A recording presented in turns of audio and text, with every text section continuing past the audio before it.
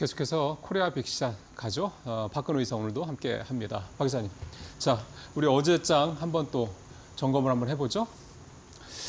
네, 이게 또 5가지 뽑으셨는데 드디어 나왔습니다.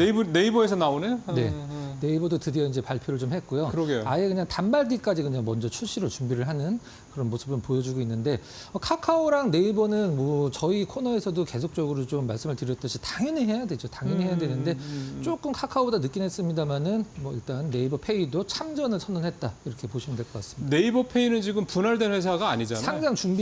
상장도 할 수 있다라고 얘기를 하고 있습니다. 네이버 페이가? 네.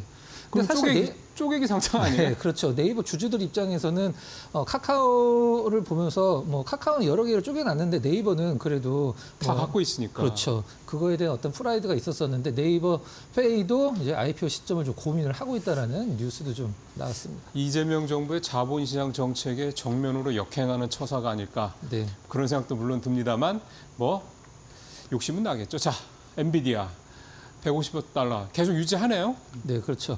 이것 때문에 어제 우리나라 이제 SK하이닉스, 그렇죠. 하이닉스 그다음에 좀 약간 선별적으로 이제 반도체 관련주들이 좀 소부장들도 네. 일부 오르더라고요. 네. 전체적인 분위기가 다 올랐다라기보다는 좀 약간 제가 봤을 때 선별적으로만 좀 그렇죠. 움직였어요. 네. 그게 사실은 좀 예전같이 반도체 한번 오른다 그러면은 그냥 뭐 반도체 반자만 붙여도 오르던 그런 분위기는 아니다라는 말씀이고 SKC 유리기판 얘기가 다시 나오네요.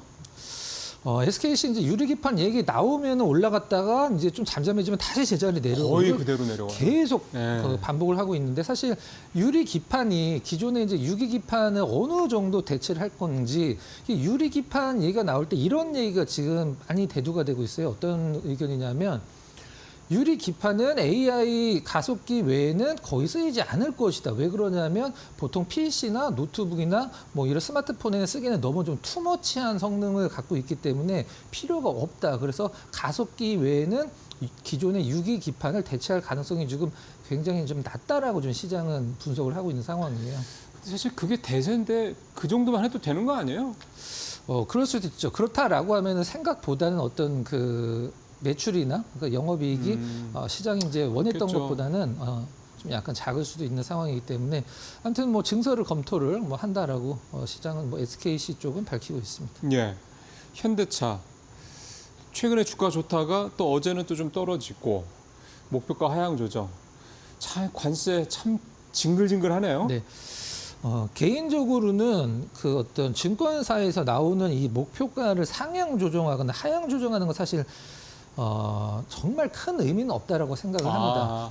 저 부분에 너무 이렇게 주목하지 과거에도 말라. SK 하이닉스를 2010년도 후반쯤에 굉장히 안 좋은 리포트들 쏟아지면서 지금이라도 팔아야 된다는 뉘앙스로 나온 적이 있었어요. 리포트들이 그때가 최저점이었습니다. 역사적인 저점. 근데 이런 목표가나 어떤 그 의견들을 보지 마시고 이 그 리포트를 쓸 때 나오는 팩트 있잖아요. 숫자 그거만 염두에 두시면 될 것 같아요. 예, 중요한 진짜 꿀팁입니다. 우리가 리포트 보면은 사실은 가격에 집중을 하죠. 네네. 근데 그 애널리스트가 가격을 맞출 수는 없는 거기 때문에 이 애널리스트가 왜 목표가를 올렸는지 낮췄는지 그 어떤 그 근거들이죠. 논리적 근거들을 잘 살펴보실 필요가 있다라는 거. 특히 또 차트 같은 거. 그래서 산업 보고서 같은 경우를 좀 열심히 보라는 얘기들을 많이들 하시더군요. 자, 마지막으로 어제 코스피 1% 가까이 조정받으면서 3,070선까지 내려왔습니다. 어제 증권주들도 이제 미래에셋 증권주 위주로 사실 오른 거에 비하면 뭐 빠졌다라고 그러면 표현을 하기도 좀 힘든 상황이긴 한데 증권주들 같은 경우는 저는 심리적인 지수가 이제 3,000선이라고 생각을 하고 있거든요. 3,000선이 깨지면 증권주들도 당분간은 조금 조정 가능성도 뭐 어제도 조정 주긴 했습니다만. 그럼 어떻게 해요? 지금 잘 노려요? 글쎄요, 뭐 지수를 일단 봐야 되고 사실 미래에셋 증권도 지금 스테이블 코인 STO 두 개의 어떤 지금 되게 열심히 준비하고 다 있기 때문에 계속적으로 뭐 나쁘지 않게 저는 개인적으로는 보고 있는 비율을 갖고 있습니다. 미래에셋 증권을 이사님이 예전에 체결 강도할 때 그때 10,000원이 안 됐을 때 같은데 10,000원 전후였던 것 같아요. 그렇게 얘기를 했었던 기억도 좀 납니다. 지금은 20,000원이 넘죠? 좋으신가 보네요. 웃으시네. 네. 자, 오늘 이슈로 가보도록 하겠습니다. 현대차 얘기 오늘 첫 번째로 좀 준비를 했습니다. 메타플랜트는 그 조제 공장에 지난 6월달에 지난번에 그 가동 시작했다는 거기 네, 아니에요? 네, 맞습니다. 네. 여의도 면적 한 4배 정도 되는 부지에 그 공장이 좀 있죠. 여의도 4배 면적이 네, 전체 부지로 봤을 때 엄청나네요. 네. 일단 지금 현대차와 관련돼서 최근에 나온 것도 있긴 합니다만은 이제 현대제철도 미국 쪽에 그 진출을 하기로 했잖아요. 근데 US 스틸 지금 일본 쪽에 이제 넘어갔죠. 이제 넘어가면서 사실은 뭐 실속은 없지만 그렇죠. 과연 이거 갖고 이제 현대차 측에서는 이제 그 US 스틸 생산 물량의 120만 톤을 현대차가 쓰거든요. 270만 톤 중에.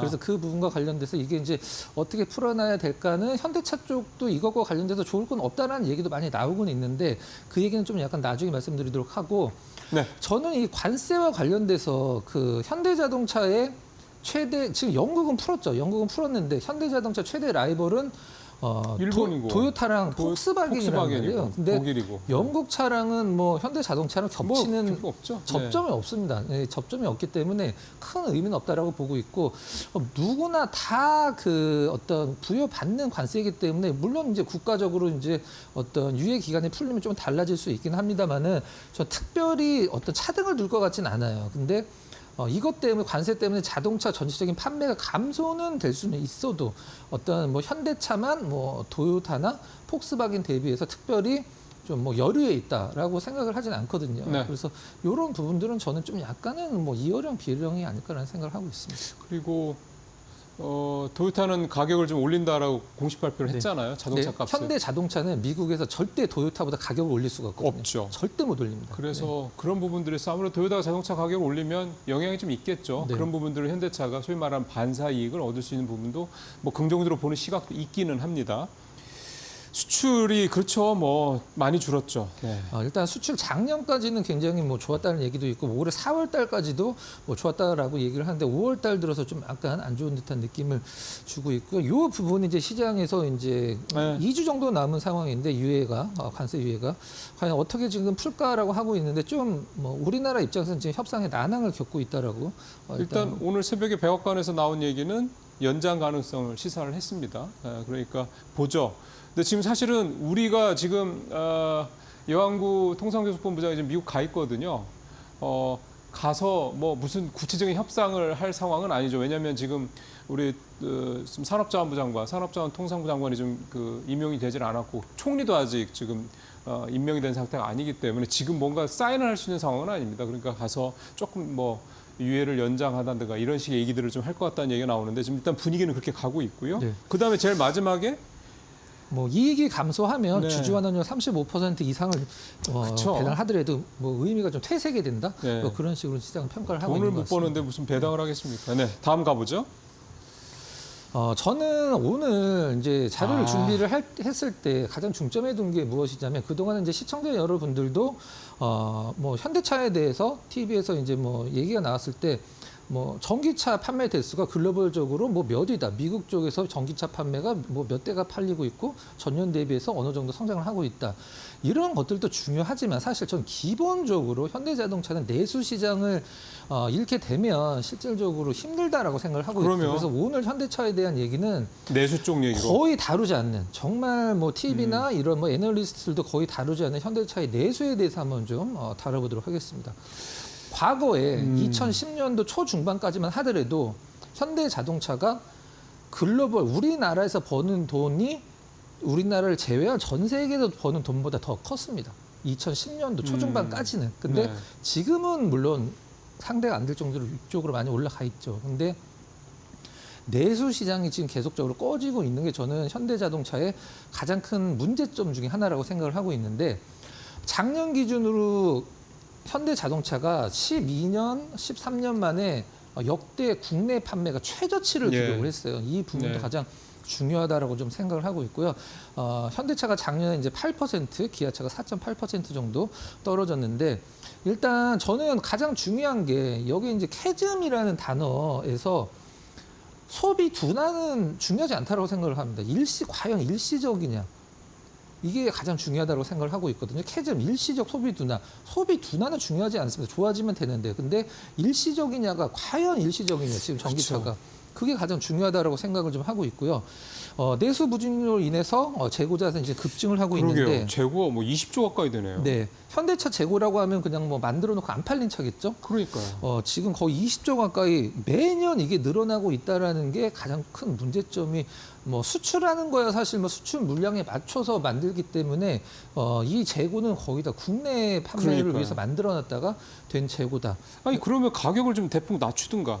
최근에 현대자동차가 이제 공식적으로 뭐 우리가 보통 외제차 사러 가면은 뭐 벤츠 S 클래스 사러 가면 2천만 원, 3천만 원 깎아주는 경우가 많거든요. 근데 네. 최근에 현대가 공식적으로 최고 600만 원 정도까지 할인을 공식적으로 하고 있습니다. 내수가 부진한 거가 현대차의 성장에 미치는 영향은 결국은 수익성 측면이 더 크다고 봐야 되는 거죠. 영업이익률을 봤을 때는 제가 이걸 왜 말씀드리냐면 시청자 여러분들이 그 현대차 주주분들 아니면 거의 모르실 수도 있는데, 우리가 보통 수출을 내수도 하고 수출을 하는 기업들은 해외 쪽에서 매출이 얼마 나왔고 얼마를 벌었고 내수에서는 얼마를 팔았고 얼마를 벌었다라고 공시를 하거든요. 네. 근데 현대자동차는 2010년도 초중반서부터 내수에서 판매 대수는 발표를 해도 내수에서 얼마를 벌었는지는 절대 발표를 안 합니다. 현대차 최고위층 몇 명 외에는 그 아무도 현대차 직원분들도 거의 몰라요.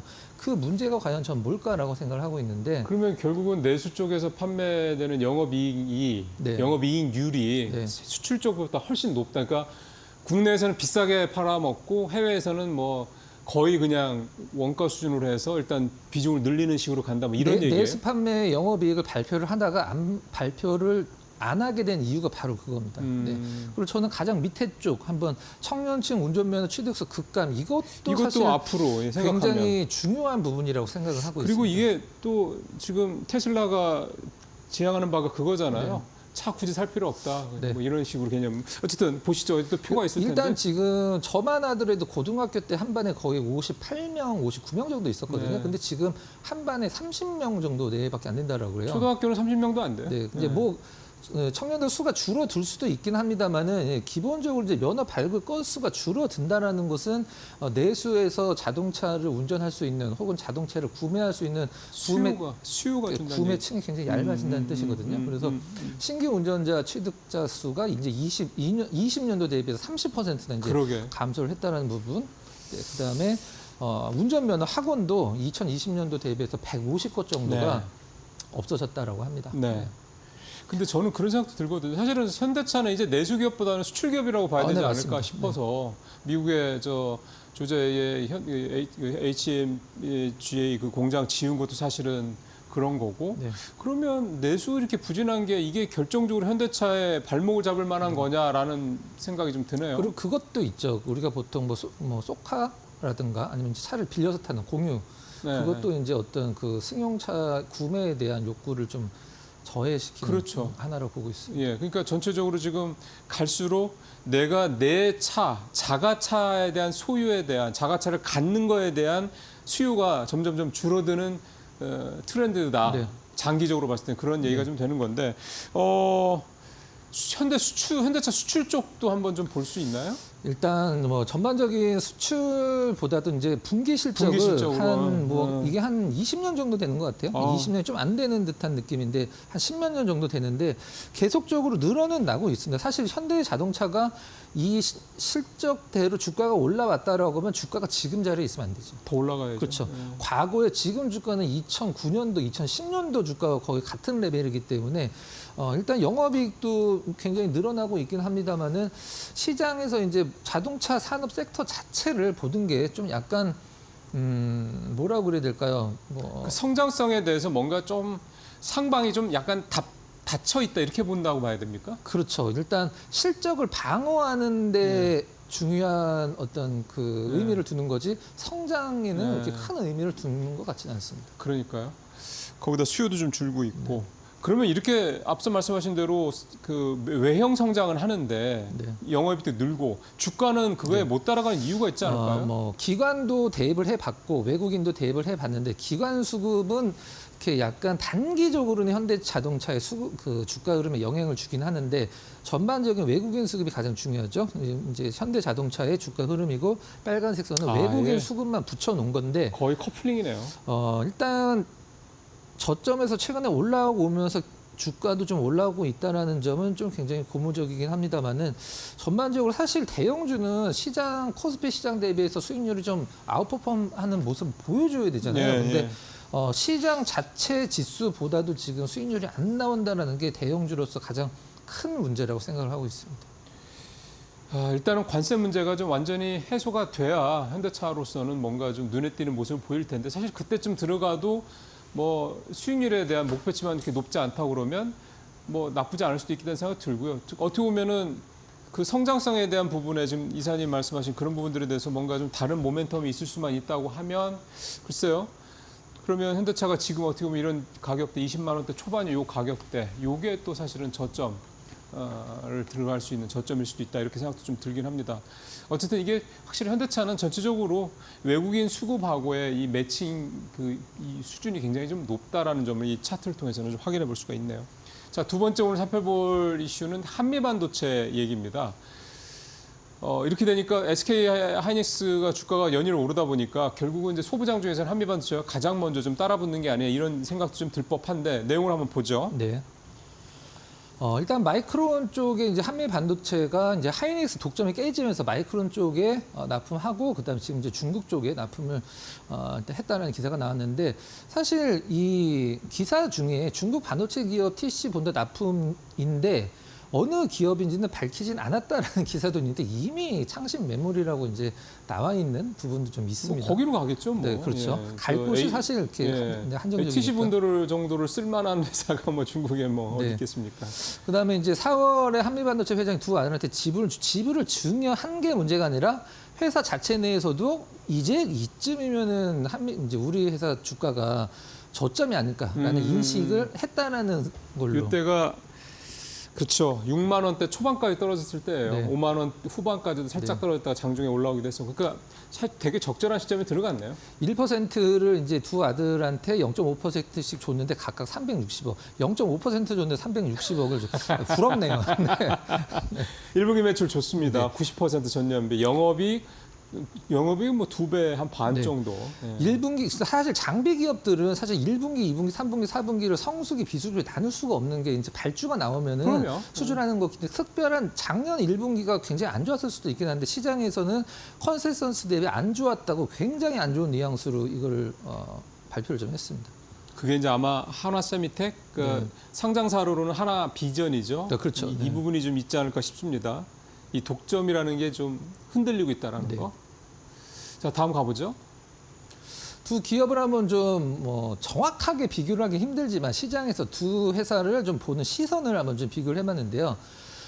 시장 경험은 일단 한미 반도체가 사실 비교 대상은 비교 아닙니다. 대상이 실질적으로는 아니죠. 네. 40년대 7년 정도의 어떤 업력을 좀 갖고 있는 기업이고요. 이제 주요 고객사는 마이크론, 하이닉스, 이제 최근에 나온 기사로 하면 이제 중국 창신 메모리까지, 그다음에 삼성전자는 일본 신카이 장비를 좀 사용을 하고 있고요. 하나세미텍은 주요 이제 매출처 하나밖에 없긴 하죠. 일단 당연한 거고 네. 하이닉스. 수율 같은 경우는 뭐 그 높은 수율의 안정성, 이 한미 반도체가 다른 기업들을 못 쫓아오는 기술이 하나가 있는데 이 진동과 관련된 네. 기술은 그 어떤 기업도 네. 못 따라온다라고 하더라고요. 요거 딱 보니까요. TSMC랑 삼성 파운드리랑 딱 비교가 느낌이 나네요. 네. 맞는 것 같습니다. 네. 하나 세미텍은 아직까지는 좀 약간 시장 진입한 지 얼마 안 됐기 때문에 네. 검증 단계를 보시면 될 것 같고 생산 규모는 일단 한미반도체가 그렇죠. 420대, 네. 하나 세미텍은 이제 연 기준입니다. 열대 안팎으로 좀 추정을 하고 있는데 일단 TC본도 이거는 개발 인력은 이 한미반도체 그 담당자분이 직접 인터뷰한 거에서 이렇게 나와 있어요.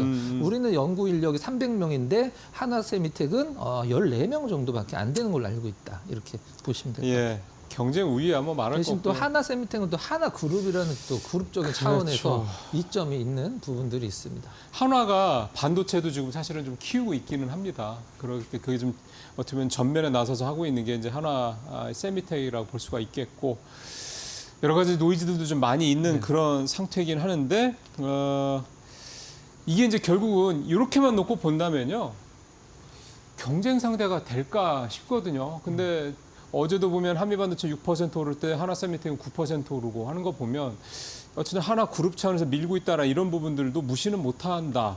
그러면 한미반도체로서는 또 자꾸 이렇게 뭔가 얘기를 하는 거 보면 긴장을 하고 있다. 뭐 이렇게 볼 수도 있는 겁니까? 네.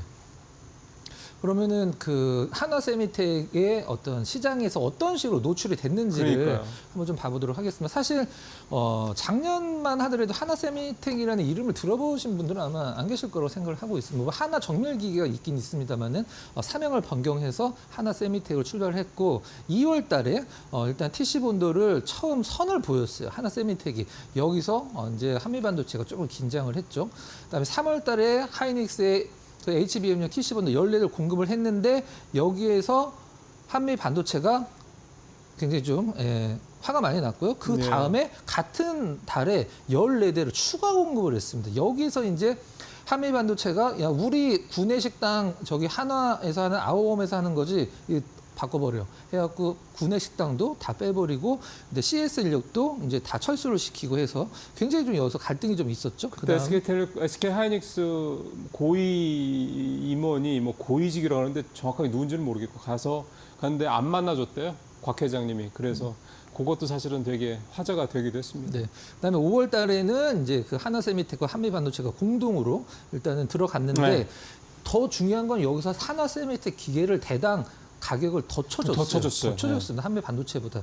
그 의미는 좀 더 좀 새겨봐야 될 것 같고요. 네. 그다음에 하이닉스 사업장 인근에 이제 TC본도 CS 인력을 지금 하나세미텍 상주를 시키고 있는 상황입니다. 이때 3, 4월에 갈등 심할 때 그 공장에 배치됐던 파견된 인력들을 다 철수시켰거든요. 그런 것도 기사가 좀 되기도 했었습니다. 요약을 하면 어떻게 보세요? 한미반도체하고 하나 세미텍, 그러니까 하나 비전이죠. 네. 상장사로 치면 네. 뭐 주가라든가 이런 부분을 봤을 하나 때 비전은 그 안에 좀 뭐 CCTV 부분도 그것도 좀 원래 크죠. 있긴 네. 있고 해서 맞비교는 힘들긴 합니다만은 일단 어제 주가만 봤을 때는 뭐 하나 비전 쪽이 느낌이 상당히 좀 뭐 나쁘지 않았다 이렇게 좀 볼 수 있는데 전반적으로는 사실 한미 반도체와 하나 비전의 주가보다도 지금 반도체 쪽이 섹터가 지금은 시장 일선에서 좀 약간 물러나 있는 상황이기 때문에 원래 하이닉스를 빼고 장비나 네, 네. 소재 쪽은 지금 2선, 3선의 주가 흐름을 보여주고 있기 때문에 과거처럼 뭐 한미 반도체를 필두로 해서 무조건 반도체 관련주들이 머스트 해브로 떠오르려고 하면 지금 주도주였던 섹터들이 같이 갈 수는 없다라고 생각을 합니다. 좀 그쪽이 죽고 그다음에 반도체가 올라오는 게 시장 생리상 맞지 않나라는 생각을 하고 있습니다. 그러면 조방원이랑 예를 들어서 네. 엔터나 이런 거 하고 반도체하고 같이 못 갈 것 같다. 같이 못 갈 이유는 없지만 사실 주식시장은 모든 섹터가 사실 같이 갈 수는 없거든요. 그래서 이제 어떤 주도주가 바뀌는 게 중요하다고 필요하다. 생각하고 있습니다. 바뀔 것 같아요?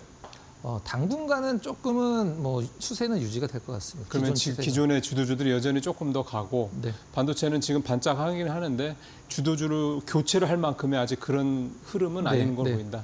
알겠습니다.